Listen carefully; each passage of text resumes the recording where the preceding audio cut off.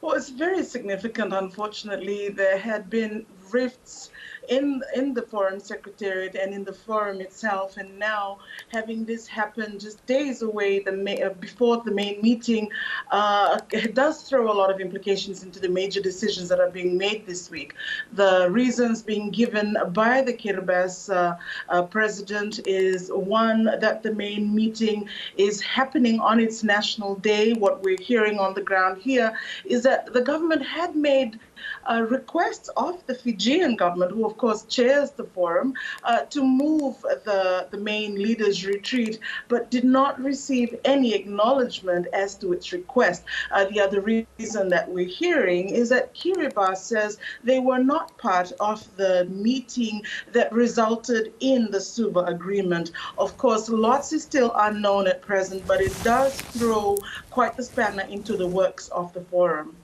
Well, two other Micronesian countries, Nauru and Marshall Islands, are also not expected to attend, a real threat to healing the Micronesia rift.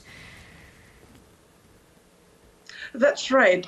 We now have only 2 out of the 6 Micronesian presidential summit members here in Fiji, with Nauru citing COVID-19 concerns. But of course, lots of rumors floating around that it's because of the Nauruan president's disapproval of Fiji with regards to the University of the South Pacific dues, makes it very difficult to understand what the future of the forum will be.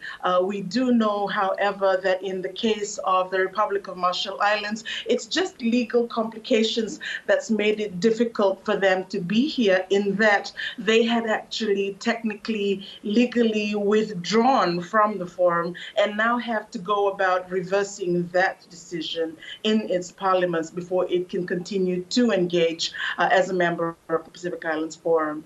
And Lice, how are other Pacific nations feeling about these developments, particularly where the Suva agreement is concerned?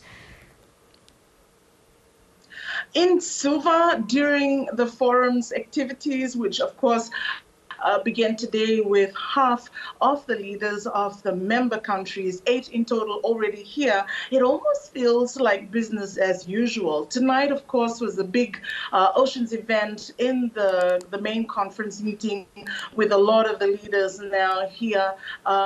We are either doing very well at ignoring emerging, or we're moving on with business as usual. Of course, Jacinda Ardern, the New Zealand Prime Minister, arrived in the country tonight, and we're expecting the new Australian Prime Minister over the next 24 hours. A lot remains to be seen, but on the ground, it does look a little bit like business as usual. And what are the key issues that they'll be discussing over the next few days?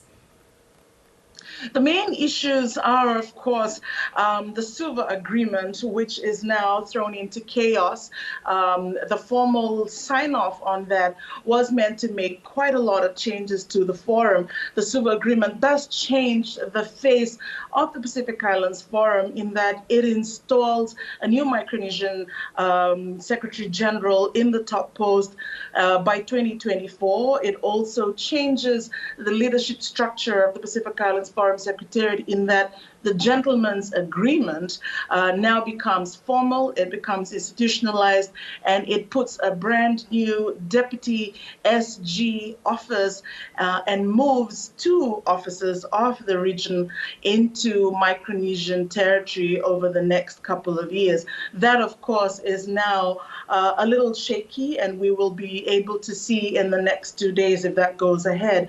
The top priority, though, of the Pacific Islands Forum is its brand new regional development architecture called the 2050 Pacific Strategy. Now, that strategy itself is brand new, and it's only been shopped around across the region over the past 6 months. That's meant to be signed off. And of course, we've got climate change conversations that need to take place, some of it very high profile. We've got the COVID-19 economic recovery to deal with. But looming behind all of that is, of course, this geopolitical tension and the presence of China in a lot of these issues. And so we do have some very, very big issues to go through over the next 48 hours or so. Indeed. On that last point, what is the prospect of consensus being reached on a regional security agreement, given that 4 members still recognise Taiwan? At present, the issue of China and the issue of the China Pact and even the issue of the Solomon Islands Security Agreement with China is not a formal part of the agenda. So a lot of how that will play out into the main regional issues, though very present in people's conversation, is not part of the black and white conversations and the agreements that need to be mapped out. However, people are walking on eggshells around those issues, and with the main players now in the country, Manasseh Songavare having arrived over the last 24 hours or so, it is something that's going to come up in people's conversations. Unfortunately, though, a lot of these conversations are closed to the public and most definitely closed to the media. So we won't know until Friday, when the leaders' retreat has concluded, what has become of our members' friendships with either the People's Republic of China or with Taiwan, and how that plays out into the future of the Pacific Islands Forum. And Lice, you said that climate change will be top of the agenda as well. Australia's Anthony Albanese and New Zealand's Jacinda Ardern have agreed to invite Pacific leaders to take part in a joint bid to host a future United Nations Climate Summit. How do you think this has been received?